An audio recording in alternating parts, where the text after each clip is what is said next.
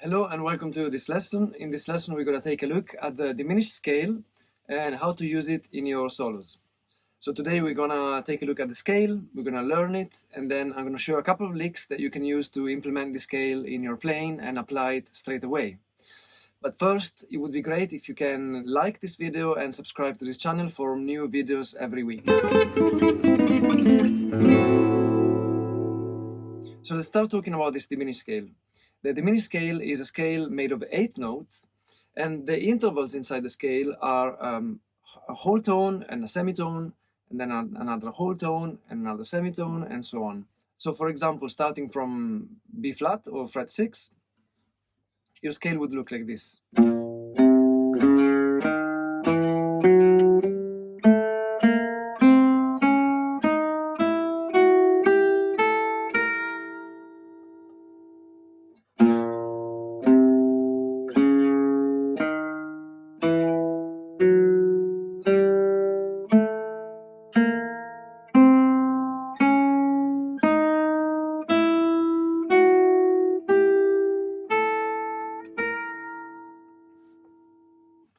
So this is a diminished scale, but we actually are going to talk about slightly different scale, which comes from this diminished scale, which is called the half-whole scale. So it comes from the same scale, but if we start the scale from a semitone before, so in this case, for example, from A on fret 5 on the top string, then we get instead a scale that, in terms of the intervals inside it, has got half a tone, a whole tone, half a tone, a whole tone. That's why it's called a half-whole scale.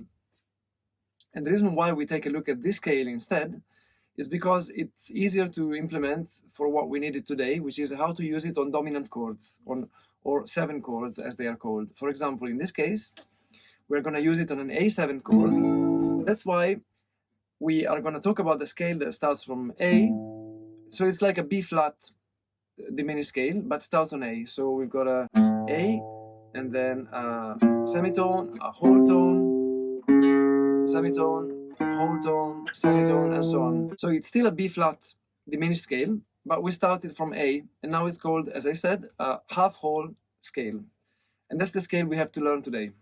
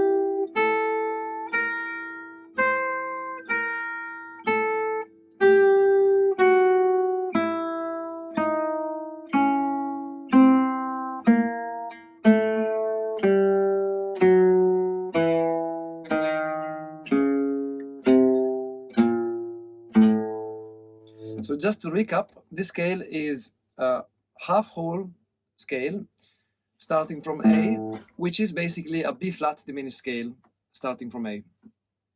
Why are we starting it from A? Because this way the half-whole scale can be used on an A7 chord. And let's see, whilst we play the scale, let's try to spot the chord tones of the A7 chord. So this would be the root of A. Now the major third. So we can actually outline an A7 chord.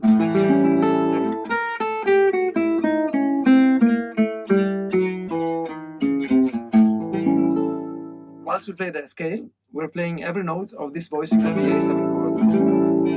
And this is a great alternative to just playing a normal Mixolydian sound on an A7 chord, which would be just a...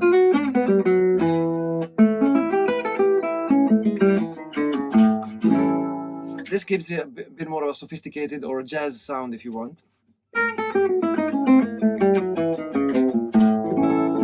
So I would recommend that you learn at least this shape for the scale and take your time to internalize it and learn it properly. Also, of course, practice it to a click, possibly at 40 BPM, so really as slow as you can.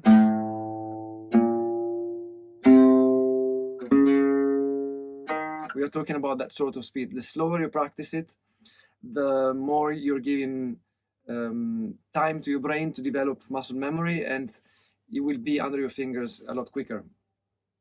So what we're gonna do next, the problem with this scale is that, of course, if we play it just as is,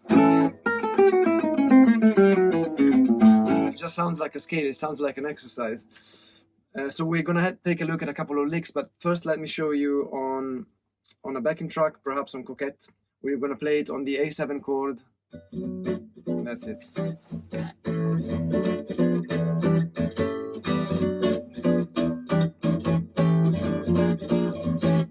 So you're gonna D, minor 7, A7.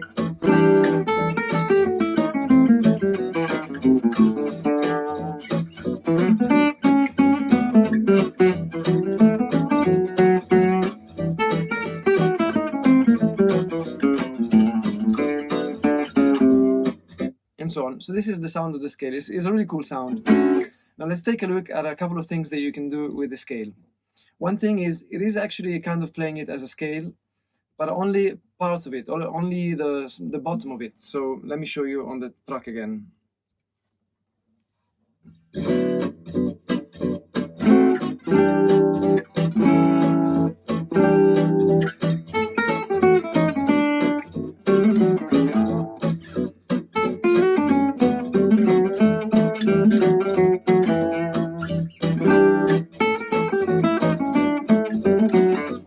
So this is the first lick that we're going to take a look at.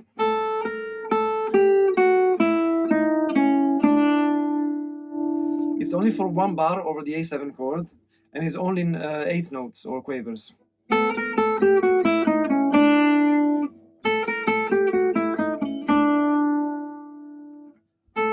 So we start from fret 5 on the first string, then 6, back to 5, then up a string, 8, 7, 5, then up a string, 8, 6, and finally resolve on the 1 of the next bar, which is a D major, here. Now in terms of right hand picking for Gypsy Jazz guitar, I've made a lesson on my YouTube channel which explains this technique in depth. So you can click on the link above here and go and watch that lesson if you need tips on how to pick with your right hand on Gypsy Jazz guitar. But in this case, it would look kind of like this. Again, if you need, please go and watch that lesson, because the picking in Gypsy Jazz guitar is really important. But then back to our lick.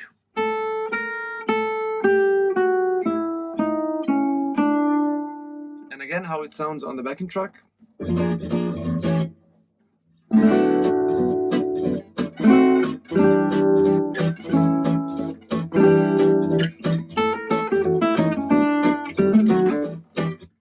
And I'll play to you in the context of a small solo so you can see how it sounds.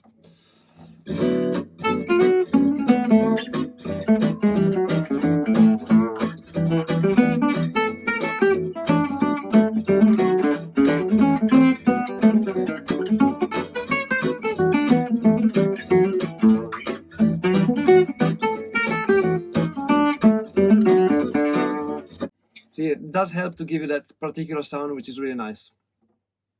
Now this, I would consider it to be a lick sort of for beginners, or if you're just trying to get used to that sound of the scale. But for more advanced guitar players, I have a really cool lick for you coming up. But first, if you are enjoying this video, if you're finding it useful, please consider to like this video and subscribe to the channel. I publish a video every week, every Saturday, some instructional videos and also some performance videos. And I put a lot of work into this channel, so it would be great to get your support by you subscribing to this channel. It would be a massive help. So moving on to a more advanced and really cool lick to play on this scale. Here's the lick.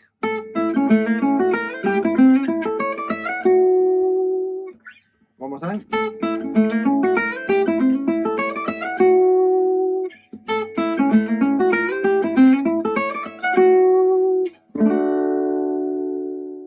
really cool lick. The way it works is this. Since it comes from a diminished scale, remember, it comes from a B flat diminished scale that we end up playing on an A7 chord. We start the scale from A, so we call it a half whole scale, so a half step, whole step, and so on. But because it comes from a diminished scale, as you guys might know, the diminished scale and the diminished chords and any diminished patterns can be repeated 3 frets after 3 frets. So it can be moved up by 1.5 tones or 3 frets on the guitar. So I'm playing one idea on this scale, on the half whole scale. And then I'm moving it up by 3 frets, exactly as it is.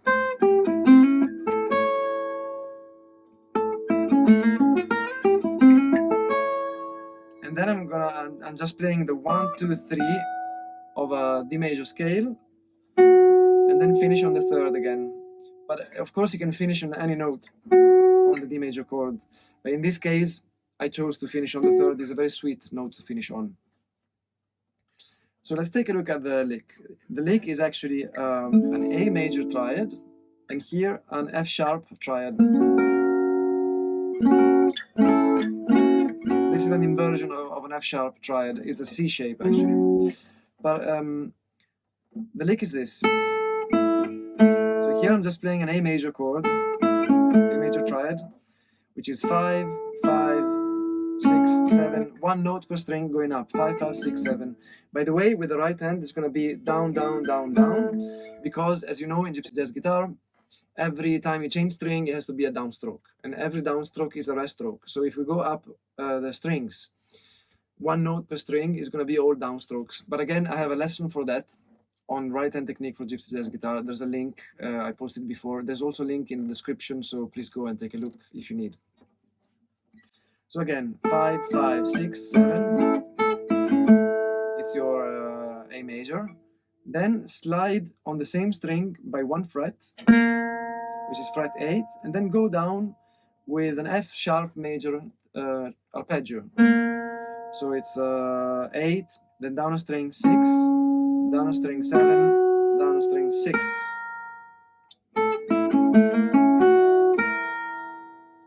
Then I'm gonna be sliding up by 2 frets, which is 3 frets away from where I have started. Yeah, so I'm moving now to fret 8, and then play a C major arpeggio, same shape as the beginning, which is 8, then upper string 8, upper string 9, and upper string 10. Then slide by 1 fret, and is the same as before. This time is an A major triad inverted.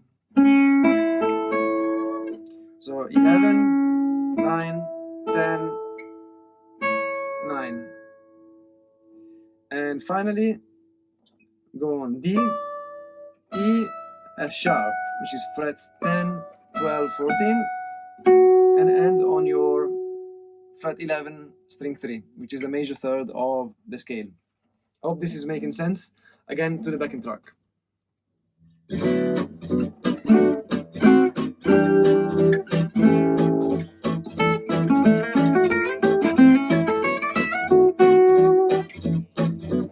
See now, because it's a longer lick, I'm actually starting on the A-7 of the song. A-7, A7, so it's a 2-5, 2-5-1. I'm starting on the 2. Anyway, the 2 is just a substitution for the 5. So again to the song.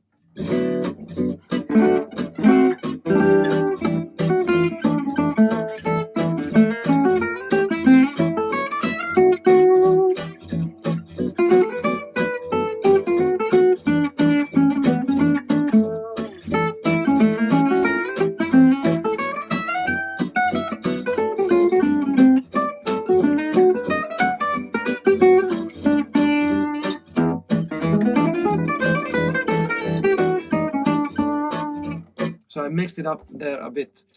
This was the second lick. And I hope you enjoyed it. Please post your comments in the video below. If you have any questions, I'm always happy to answer them. Again, if you enjoyed this video, please like and subscribe. It's a massive help, and your support is always greatly appreciated. We're putting a lot of work into these lessons. I love doing this. I love teaching, and it's great to see people appreciating it and showing their support. So thank you again for that. And if you want to learn how to play Gypsy Jazz guitar, please join me on my Gypsy Jazz guitar makeover coaching course. There is a link at the top of the description below where you can join a free trial of the course with no obligations. So you can just come in, try the course, and see if you like it. But it's a nice group, it's a nice community. We go through a different category of Gypsy Jazz guitar every week. And we rotate through 8 categories. We have rhythm, we learn jazz standards, we have a right hand technique, we have licks, scales, and arpeggios, loads of stuff, loads of material. You have actions to complete every week. You have PDFs, downloadable resources. You get a replay of the lesson on your email every week. So there's a lot there, but all the details are in the link below in the description. So please go and check it out. I would love to see you in the class. So thank you for watching, and I'll see you next week for a new video.